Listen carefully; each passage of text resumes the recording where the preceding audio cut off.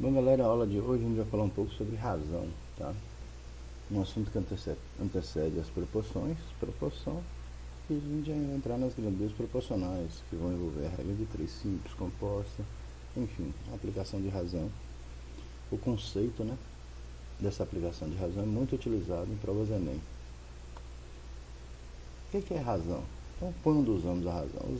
Usamos para fazer comparações entre duas grandezas. Quando essas grandezas estiverem na mesma unidade de medida, metro, metro, centímetro, centímetro, hora, hora, minuto, minuto, sempre na mesma unidade. Então já vai uma dica aí. Quando não estiver na mesma unidade, é aconselhável que você, antes de aplicar a razão, você transforme para a mesma unidade de medida. Então, quando dividimos uma grandeza pela outra, nós estamos comparando a primeira com a segunda. Então, eu tenho duas grandezas A e B, eu posso dizer que a razão entre A e B sempre diferente de zero, porque o denominador não pode ser zero, é a divisão, é o resultado dessa divisão, o quociente entre A e B. Então, está aqui A sobre B.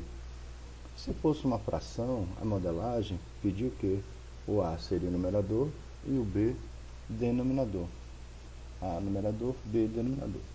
Mas como eu tenho razão, aqui vai ser o A antecedente e o B consequente. Então eu digo que A está para B. Nós temos aqui que a idade de Pedro é de 30 anos e a idade de José é 45. Qual é a razão entre as idades de Pedro e José? Razão também, você, além de estar na mesma unidade de medida, você tem que pegar na ordem que aparece, tá? A ordem influencia, ou seja, é uma divisão ordenada. Então, razão entre as idades de Pedro, então Pedro é o antecedente e Josefa o consequente. A idade de Pedro vem antes, então está aqui, 30 dividido por 45. É a razão entre a idade de Pedro para Josefa. A cada 30 anos de Pedro, eu tenho 45 anos de Josefa. É aconselhável a gente trazer na forma irredutível. Então, vamos dividir tudo por 3. Então, vai ser 10 sobre 15. E divido aqui por 5. Então, a idade de Pedro, 2, está para Josefa, 3. 2 anos de Pedro, 3 anos de Josefa. Ok? Outro exemplo aqui que faz uma comparação entre duas razões. Ó. A razão entre o comprimento da sombra e da altura de um edifício é 2/3. Então, como é que eu vou interpretar esses 2/3? A cada 2 metros da sombra, o edifício tem 3.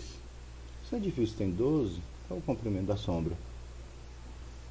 Então, temos aqui, ó, comprimento da sombra, a razão. Então, é uma divisão ordenada. Quem vem primeiro? Comprimento da sombra. E depois vem quem? A altura do edifício. Essa razão é 2/3.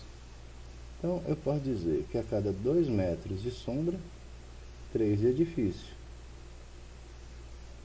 Ele falou que se o edifício tem 12 metros, então o edifício está embaixo, né? Quem primeiro vem a sombra. 12 metros, qual a altura? Qual o comprimento da sombra? Então, a gente pode aplicar aqui a proporção. De 3 foi para 12, multipliquei por 4. Então, aqui em cima também eu devo multiplicar por 4 para continuar sendo razões proporcionais. Então, eu posso deduzir que H é 8. Ou seja, a cada 2 metros de sombra, 3 de edifício.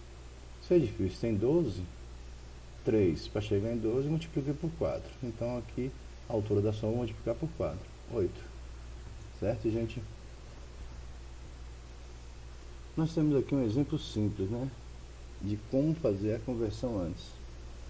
Um reservatório capacitável para 8 metros cúbicos de água está com 2.000 litros. Qual é a razão da quantidade de água que está no reservatório para a capacidade total?